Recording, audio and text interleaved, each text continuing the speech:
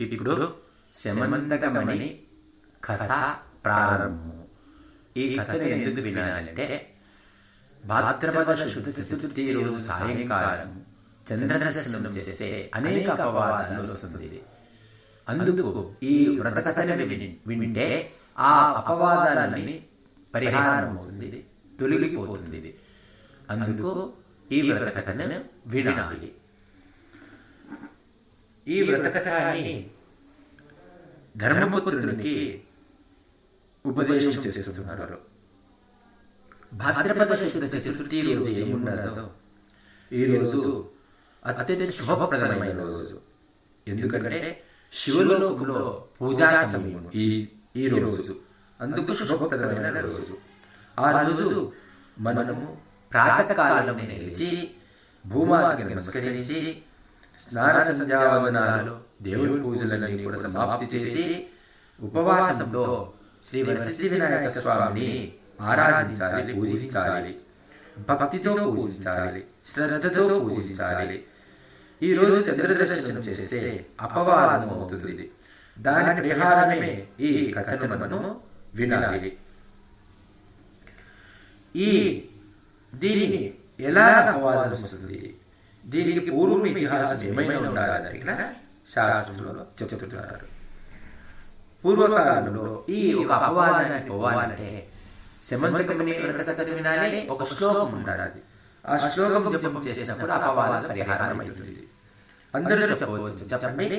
సింహ ప్రసేనం అవధీత సింహో జాంబవతా హతః సుకుమారః మారుదీః తవ హేషః శమంతకః. ఈ శ్లోకాన్ని ఎవరైతే పఠిస్తారో, చదువుతారో వారికి ఎటువంటి అపవాదాలు ఉండవు. ఈ నందికేశ్వరుడు ఈ యొక్క ఇతిహాసాన్ని చెప్తున్నారు, ధర్మరాజుకి చెప్తున్నారు, గణపతి యొక్క వ్రతం యొక్క మహాత్మ్యాన్ని చెప్తున్నారు. పూర్వకాలంలో శ్రీకృష్ణ పరమాత్మకి అనేక అపవాదాలు వచ్చిందనేది, ఎలా వచ్చిందనేది చెప్తున్నారు. శ్రీకృష్ణ పరమాత్ముడు జరాసంధుని యొక్క రాజు నుండి కాపాడేదానికి మధురను విడిచి విశ్వకర్మతో నిర్మించబడినటువంటి ద్వారకలో తన మధురావాసులందరూ కూడా అక్కడ వాళ్ళని పెట్టి తాను ఉత్తమమైనటువంటి తాను వేరే ఊరికి వెళ్ళిపోతారు. అక్కడ ఉగ్రసేన అనే ఒక రాజు ఉంటాడు.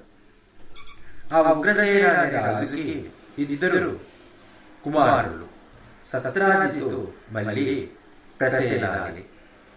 ఒకరోజు సత్రాజిత్ అనే రాజు సూర్య పరమాత్ముని ధ్యానం చేసి, జపం చేసి, వ్రతం చేసి సూర్య పరమాత్ముని మెప్పిస్తారు. మెప్పించినప్పుడు సూర్య పరమాత్ముడు ప్రత్యక్షమయ్యి ఆ సత్రాజిత్తుకి ఒక హారాన్ని, శమంతకమణితో కూడినటువంటి ఒక హారాన్ని, బంగారు హారాన్ని, సువర్ణ హారాన్ని వరంతో అనుగ్రహిస్తారు. మళ్ళీ చెప్తారు, సూర్య పరమాత్ముడు సత్రాజిత్తుకి చెప్తారు, ఓ సత్రాజిత, నీవు పవిత్రంగా దీన్ని ధరించాలి. ఎప్పుడైతే అపవిత్రమవుతావో అప్పుడు ఈ ఒక సువర్ణమాల నీ దగ్గర ఉండదు. నీవు పవిత్రంగా ఉంటే ప్రతిరోజు 8 భారాలు, అంటే ఈ శమంతకమణి ఎంత భారం ఉంటుందో దాని 8 అంతులు బంగారాన్ని ప్రతిరోజు ఇస్తుంది. ఇది అమృతానికి సమానము. నీవు ఇది ధరించు, నీవు అపవిత్రమైతే దీన్ని నాశనం చేస్తుంది అని చెప్పి అప్రత్యక్షమవుతాడు సూర్య భగవానుడు. సత్రాజితుడు కూడా ఆ సూర్య పరమాత్ముడు ఇచ్చినటువంటి శమంతకమణి హారమును ధరించి ద్వారకా పట్టణానికి వస్తారు. అక్కడ వస్తుంటే సూర్య పరమాత్ముడే వస్తున్నాడు ఏమో అని అందరికీ కనిపిస్తారు. అప్పుడు సత్రాజితుడు ఆలోచిస్తాడు, ఈ హారము నా దగ్గర ఉంటే శ్రీకృష్ణ పరమాత్ముడు ఆశపడతాడు అని చింతించి ఆ హారమును తన తమ్ముడైనటువంటి ప్రసేనునికి ఇచ్చి, నువ్వు ఆచారవంతంగా పవిత్రవంతంగా ఉండి దీన్ని ధరించాలి అని చెప్పి ఇస్తారు. ప్రసేనుడు దాన్ని స్వీకరిస్తాడు. ఆచారవంతుడుగా పవిత్రవంతుడుగా ఉండి ఆ శమంతకమణి హారాన్ని ధరిస్తాడు. అయితే ఒకరోజు ప్రసేనుడు వేట కోసము గుర్రం పైన కూర్చొని అడవికి వెళ్తాడు. అక్కడ ఒక సింహము ప్రసేనుడిని సంహరిస్తుంది, చంపేస్తుంది. మళ్ళీ ప్రసేనుని ఒక కంఠంలో ఉండేటువంటి ఆ శమంతకమణి హారమును స్వీకరించి తీసుకొని సింహము పోతూ ఉంటుంది. అప్పుడు అక్కడ జాంబవంత అనే ఒక ఎలుగుబంటి ఆ సింహాన్ని చంపి సంహారం చేసి ఆ మణిని తీసుకొని గుహలోకి పోతుంది. ఆ జాంబవంతునికి ఒక కుమార్తె ఉంటుంది. ఆ కుమార్తెకి ఈ హారం వేసి ఉయ్యాలలో ఊంచుతాడు. ఇక్కడ ప్రసేనుడు శ్రీకృష్ణుడు ఇద్దరు వేటకి వెళ్ళిపోయారు.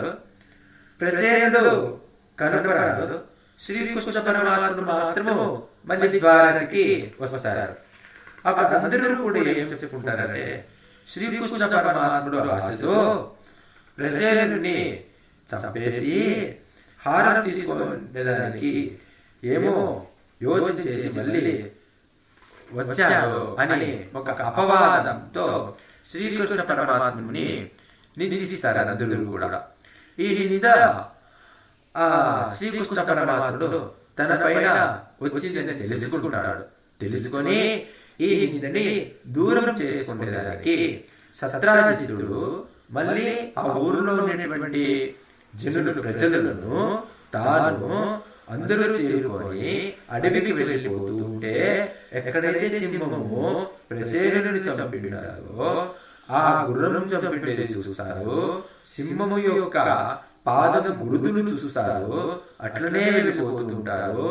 ఎలుగుబంటి కరడి దాని పాదాల గుర్తులు చూస్తారు. అట్లనే వెళ్ళిపోతుంటారు. గుహను చూస్తారు. గుహ లోపలికి ఎవరు కూడా పోయేదానికి సాధ్యం కాదు. అప్పుడు అందరూ బయట ఉంటారు. సత్రాజితుడు మళ్ళీ ప్రజలందరూ బయట ఉంటారు. శ్రీకృష్ణ పరమాత్మ మాత్రం గుహ లోపలికి వెళ్తారు. అక్కడ గుహ లోపలికి పోతే జాంబవంతుడు ఉంటాడు. ఒక పెద్ద ప్యాలెస్, రాజమందిరం ఉంటుంది. అక్కడ జాంబవంతుని కూతురు జాంబవతి నవయువతి అయి ఉంటుంది. ఆ నవయువతి ఉయ్యాలలో పండుకొని ఉంటుంది. శమంతకమణి ఆ నవయువతి జాంబవతి కంఠంలో ఉంటుంది. శ్రీకృష్ణుడు చూస్తాడు, సంతోషిస్తాడు. అప్పుడు ఆ రత్నాన్ని చూస్తాడు. ఆ రత్నాన్ని తీసుకుంటే ఆ రత్నాన్ని చూస్తాడు. అప్పుడు జాంబవంతుడు కూడా ఇది చూస్తాడు. అప్పుడు జాంబవంతుడు నిద్ర నుంచి లేస్తాడు. నిద్ర నుంచి లేచి శ్రీకృష్ణ పరమాత్మ చూసి ఎవరో వచ్చారు అని చెప్పి అప్పుడు యుద్ధం చేస్తారు. ఇద్దరు కూడా శ్రీకృష్ణ పరమాత్ముడు జాంబవంతుడు ఇద్దరు యుద్ధము చేస్తూ ఉంటారు. ఇక్కడ గుహకు వెలుపల సైడు 7 రోజులు అందరూ కూడా నిరీక్షించి శ్రీకృష్ణ పరమాత్ముడు రాలేదని దుఃఖంతో ద్వారకు వెళ్ళిపోతారు. ఇక్కడ శ్రీకృష్ణ పరమాత్ముడు చనిపోయాడు అని అందరికీ చెప్పేస్తారు. ఇక్కడ గుహలో శ్రీకృష్ణ పరమాత్మునికి జాంబవంతునికి 21 రోజు యుద్ధం అవుతుంది. ఎవరు ఓడిపోరు. అప్పుడు జాంబవంతునికి చాలా ఏడు పడుతుంది. జాంబవంతునికి జ్ఞానోదయం అవుతుంది. నేను శ్రీరామచంద్రుని కాలంలో ఉన్నటువంటి వాడిని, వీళ్ళ సామాన్యవాడు ద్వాపరయుగంలో ఉన్నటువంటి వాడు నన్ని ఓడిస్తున్నాడు, పరాజయం చేస్తున్నాడు అంటే సామాన్య మానవుడు కాదు, శ్రీమన్నారాయణుడై ఉంటాడు అని అప్పుడు ప్రార్థన చేస్తాడు. ప్రార్థన చేస్తే శ్రీకృష్ణ పరమాత్ముడు అనుగ్రహిస్తాడు, శ్రీరామచంద్ర స్వరూపాన్ని దర్శనమిస్తాడు. అప్పుడు జాంబవంతుడు తన కుమార్తెని కౌస్తుభమణి సమంతకమణి శ్రీకృష్ణునికి ఇచ్చి తన కుమార్తెని ఇచ్చి వివాహం కూడా చేస్తాడు. అప్పుడు శ్రీకృష్ణ పరమాత్ముడు ఆ సమంతకమణిని తీసుకొని జాంబవంతుడితో సహితంగా ద్వారకా పట్టణానికి వస్తాడు. ఈ విషయం అందరికీ తెలిసిపోతుంది. అప్పుడు ఒక పెద్ద సభను చేపించి సత్రాజిత్తుని అక్కడికి పిలిపించి కృష్ణ పరమాత్ముడు ఆ సమంతకమణిని ఎవరికి ఇస్తారో సత్రాజిత్తుకి ఇస్తాడు. అప్పుడు సత్రాజిత్తుడు భయపడతాడు. సభలో భయపడి ఆలోచన చేసి వారందరి ముందరనే మళ్ళీ ఆ సమంతకమణిని తన కుమార్తె అయినటువంటి సత్యభామను కూడా శ్రీకృష్ణునికి ఇస్తాడు, పెళ్లి చేస్తాడు. అక్కడనే సత్రాజిత్ అప్పుడు శ్రీకృష్ణ పరమాత్ముడు కొన్ని రోజులు అయిపోయినాక పాండవులు చూడాలని పాండవుల దగ్గరికి పోతాడు. అప్పుడు శతధర్మ అనే ఒక రాజు సత్రాజిత్తుని పరాజయం చేసి యుద్ధంలో ఓడించి పరాజయం చేసి సత్యభామ కంఠంలో ఉన్నటువంటి సమంతకమణిని తీసుకొని పోతాడు. మళ్ళీ శ్రీకృష్ణ పరమాత్ముడు ఎప్పుడు వస్తాడో అప్పుడు సత్యభామ శ్రీకృష్ణ పరమాత్ముడికి జరిగిన విషయాన్ని తెలుపుతుంది. అప్పుడు బలరాముడు మళ్ళీ శ్రీకృష్ణ పరమాత్ముడు ఇద్దరు వెళ్ళి ఆ యుద్ధానికి శతధనుడి యుద్ధానికి వెళ్తారు. అది శతధనుడికి తెలిసిపోతుంది. శతధనుడు ఏం చేస్తాడంటే దాన్ని తన తమ్ముడైనటువంటి అక్రూర అనే వానికి ఇచ్చి తాను గుర్రంతో దక్షిణ దిక్కుకు పోతాడు.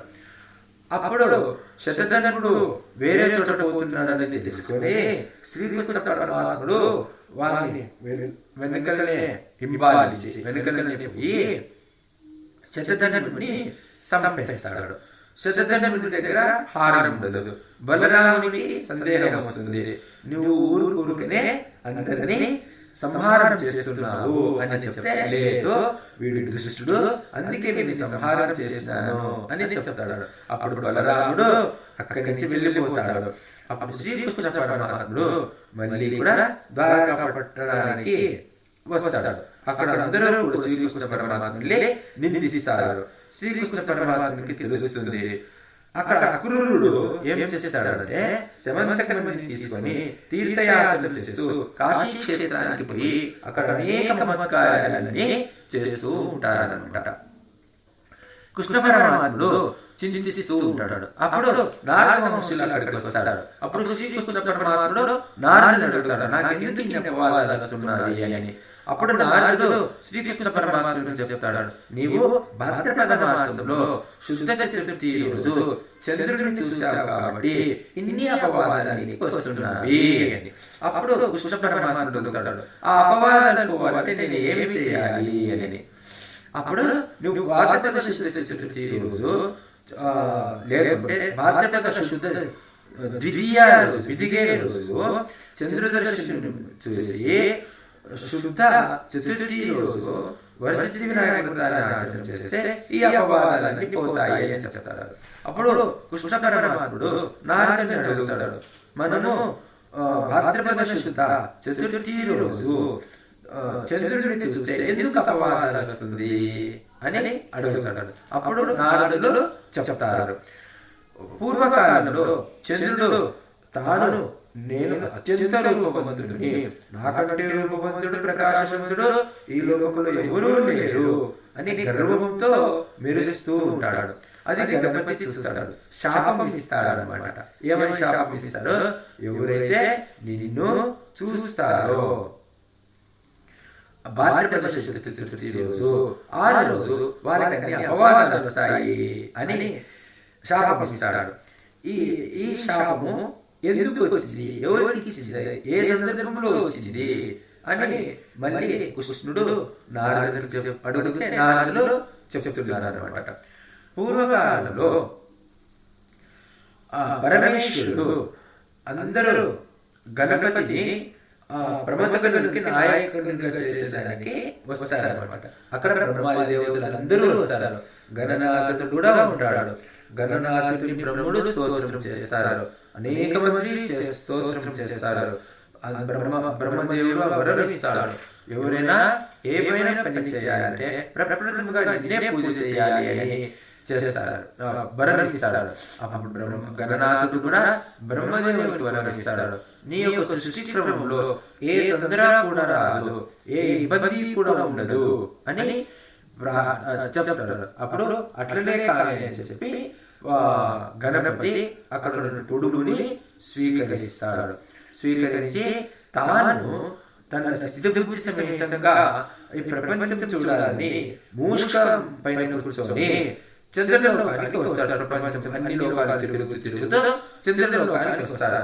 చంద్రలోకానికి వస్తే అక్కడ గణపతి మూషికము పైన గణపతి వాహనం మూషికము పైన ఎలుక పైన గణపతి కూర్చొని పోతూ ఉంటే ఆ గణపతి ఒక శరీర సౌష్ఠవాన్ని, శరీరం యొక్క రీతిని, పద్ధతిని చూసి చంద్రునికి నవ్వు వస్తుంది, నవ్వుతాడు. గణపతికి కోపం వస్తుంది, కళ్ళు ఎర్రగా అవుతుంది, శాపం ఇస్తాడు. నీ సౌందర్యము భంగం కావాలా, నీ సౌందర్యము నాశనం కాని అని. మళ్ళీ చతుర్థి రోజు నిన్ను ఎవరైతే చూస్తారో వారికి అపవాదాలు వస్తాయి అని. చంద్రుడికి చాలా భయం అవుతుంది, చంద్రుడికి ప్రకాశం అంతా పోతుంది. చంద్రుడు ఏం చేస్తాడు, మానస సరోవరంలో కమల పుష్పం లోపల దాగుకుంటాడు, అక్కడ ఆశ్రయిస్తాడు. అప్పుడు అందరికీ కూడా చంద్రుడు లేని లోకంలో దేవతలు, గంధర్వులు, యక్షులు, రాక్షసులు, మనుషులు అందరికీ కూడా భయప్రాంతులవుతారు. అందరూ బ్రహ్మదేవుని దగ్గరికి పోతారు. బ్రహ్మదేవుడికి చెప్తారు, ఇట్లా గణపతి శాపం నుంచి చంద్రుడు ప్రకాశాన్ని పోగొట్టుకున్నాడు, ఎక్కడికి పోయి దాగుకున్నాడు అని. అప్పుడు ఆ బ్రహ్మదేవుని ప్రార్థిస్తాడు. బ్రహ్మదేవుడు చెప్తాడు, ఏం చెప్తాడంటే మనమందరము భాద్రపద శుద్ధ చతుర్థి రోజు గణపతిని పూజ చేయాలి, లేదా కృష్ణపక్షం చతుర్థి రోజు ప్రదోష సమయంలో గణపతి పూజ చేసి చంద్రోదయ కాలంలో చంద్రుడి కార్యక్రమం చేయాలి, సంకష్టహర గణపతి వ్రతం చేయాలి.